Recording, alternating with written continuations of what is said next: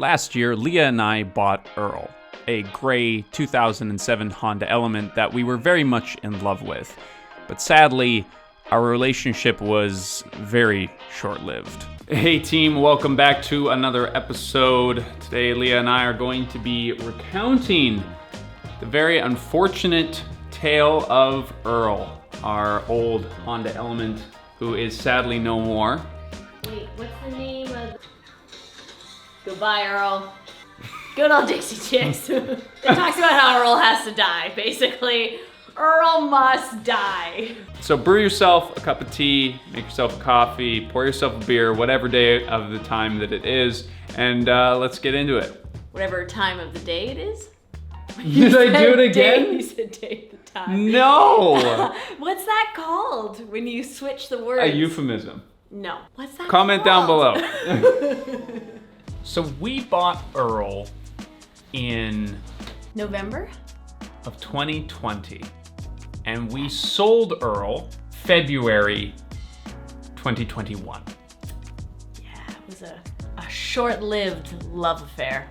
So we bought a 2007 Honda Element SC, which is a very desirable model of car. And this is important to know because it sort of prefaces a bunch of the stuff that went on down the road. Honda Elements were selling at the time for much more than they were actually worth. And so after months of research, we happened upon a car that was actually sort of a reasonable price. But the problem was, it was located in Vancouver, BC, which is a whole ferry ride from where we live in Victoria. So I have a pseudo uncle in Vancouver who went and saw the vehicle firsthand, and he raved about its condition. He said it was one of the cleanest and best looking cars that he's seen, and he is a Honda Element owner himself.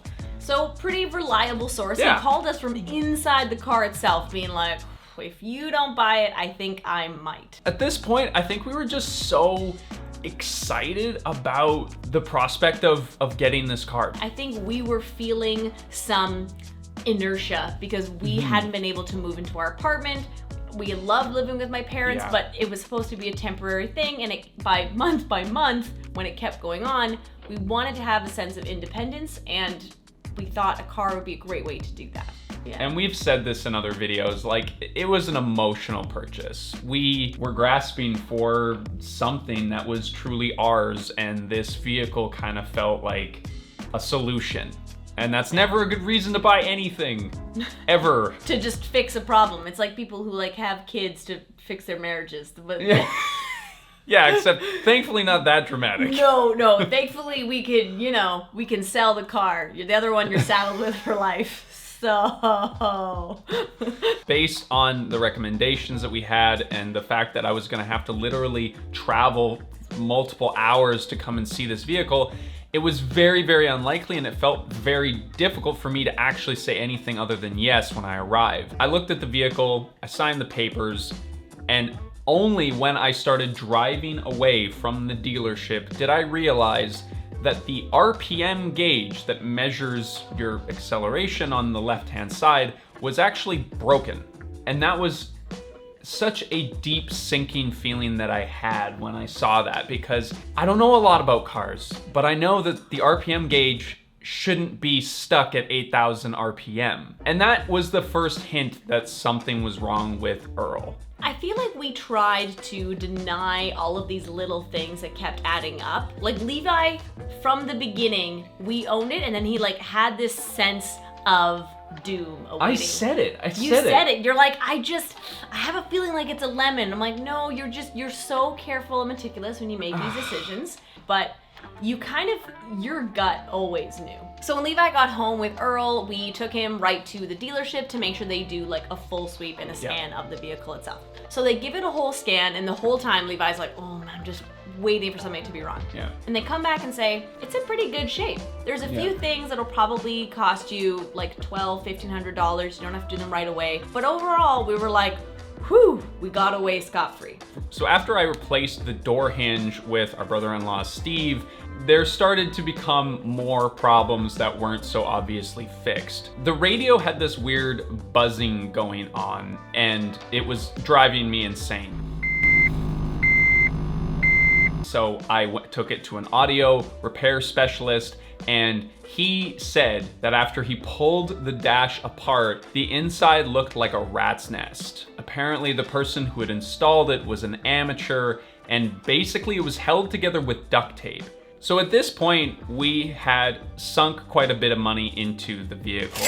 We had made personal repairs on it, we had taken it to various shops, and then Leah realized something while driving that would really solidify the end of our relationship with Earl. So I was driving up a hill with Earl, my foot is on the accelerator, and I noticed that I'm losing power. I don't know a lot about cars, but I know how to drive them.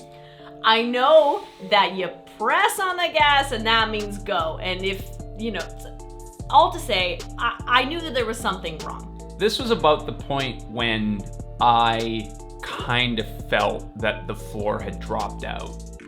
And I'm amazed it didn't in the vehicle, but... Immediately we took it to the Honda dealership because we had a big trip planned and we didn't want this thing to blow up on the side of the highway somewhere in the middle of nowhere. I brought it into the Honda dealership, and after about an hour and a half, they gave me a call, and the guy literally said, "Hey buddy, are you sitting down?"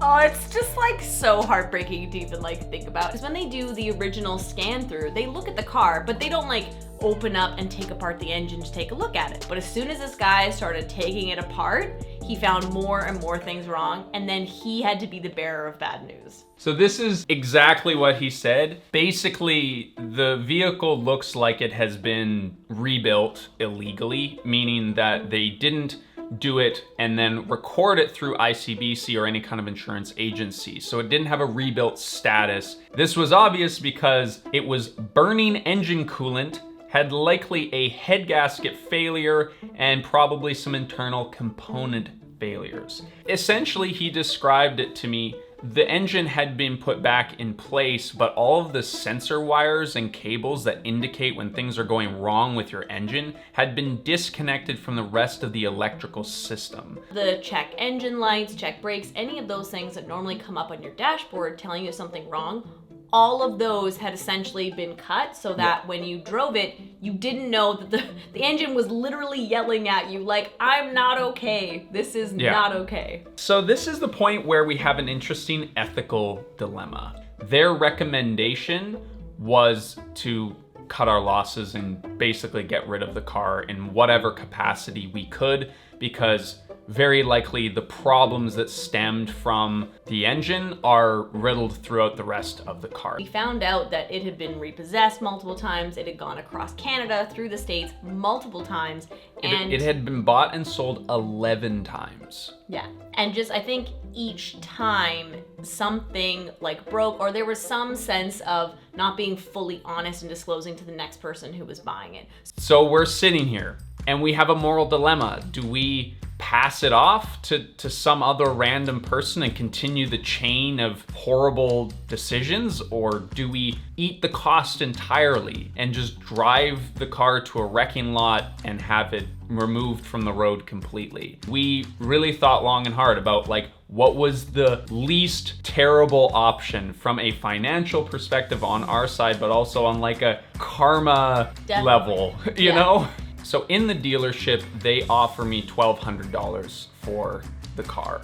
And at this point, we are approaching $12,000 that we've invested in this vehicle. They also proposed that they could attempt to find a new engine for the vehicle itself, but this would cost between $4,000 and $5,000. So I made a decision on my way to the Honda dealership, actually, to stop in at our local Kia dealership.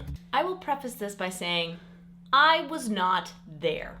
And you were not a fan of this idea. No, I was not a fan. So Leah's family has owned multiple Kia vehicles, and every time that we have interacted with the Kia dealership, they have been less than pleasant. I will say the mechanics are excellent. It's the sales team that are just... They're stereotypical. They're schmarmy, slimy salesmen, and they're always pushing my mother-in-law, Leah's mom, to buy more cars, and they're like pretty brutal about it. So I brought in the car to Kia to see what they would give me for it. I know how this works, and at dealerships, they always give you the lowest possible price in the effort for them to make a profit off of the vehicle. Dealerships, I know, legally have to make the vehicle as road ready as possible. They cannot sell a car that does not pass all of the inspections and that is not up to code in every way possible. So my thinking is, if I sell it to Kia, they will be able to use their massive resources to fix this car as best as it possibly can be fixed, and likely still make a little bit of money off of it because they're gonna gouge me for it. And then it's not going to an individual, and we still make a little bit of our money back on it. He offers me $2,000. I negotiated my way to $4,000 for the vehicle. I wasn't there because I couldn't, I don't know, my face would have betrayed everything. Kia had the vehicle, but I had to pick up the check from them the following Monday because I sold it to them on a Friday. And this is what truly blew my mind. And really, I don't even know how to describe this. I show up at the dealership the following day, and the Honda Element is sitting on the tarmac with a price tag on the window. They've buffed it out, cleaned it, makes it look so shiny, so new. And how much are they selling it for? $14,000. There's no way that over the weekend they repaired anything, let alone doing a proper inspection of the vehicle. And there it was, selling for $5,000 more than we bought it for initially. And I just can't imagine, I cannot imagine the cycle that has just been perpetuated. Someone is going to buy that car excited and enthusiastic about this great vehicle. It's a great vehicle. Mm-hmm. And they're gonna put so much money into it. And have all these dreams. Like, we wanted to do camping all around the island because you can sleep in the back. We're gonna build a deck into the back of it. You can put a bike rack on the back of it. Yeah. It had a Thule on the top. Like, we were ready for like adventure summer vibes, and someone else was gonna have this dream. And we're partially responsible for that. And I think that that's part of the reason why we didn't share it here, but I wanted to share this because I think it's important to talk about some of the mistakes you make in life. We made a lot of mistakes in this process. We bought a car sight unseen. We got wrapped up in the emotions of a purchase that had lots of consequences. And then we failed to recognize a lot of hints and signs that what we were emotionally invested in was the wrong idea. So now that we've taken you through this whole sordid affair, we are in Victoria, and no, we are not buying another car anytime soon. We use Moto and other car sharing things, we ride our bikes, we can walk everywhere. But what's really interesting is that when we were living in Nanaimo, those things weren't nearly as much of an option. And this is going back to a great episode of Not Just Bikes, where he talks about this insane car dependency and how so many places having a car is the only way you can get a job. And so tying yourself to this massive financial liability is the only way that you can survive. And we're just so fortunate to not need a car and to be able to choose a place to live where we can walk and bike and take buses.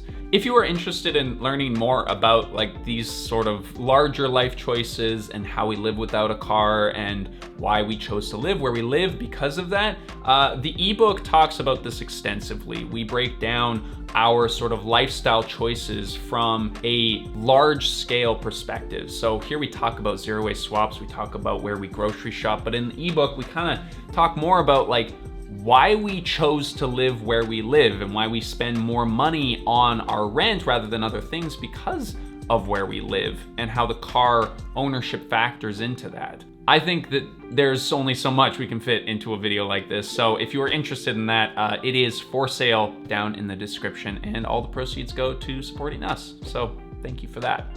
Thank you so much for joining us today. It was a bit of a different vibe, but we wanted to be honest with you because we really appreciate you taking time out of your day to spend it with us. And if you are subscribed, of course, then we will see you in the next one. Bye. Bye. I can't believe we didn't spill this tea.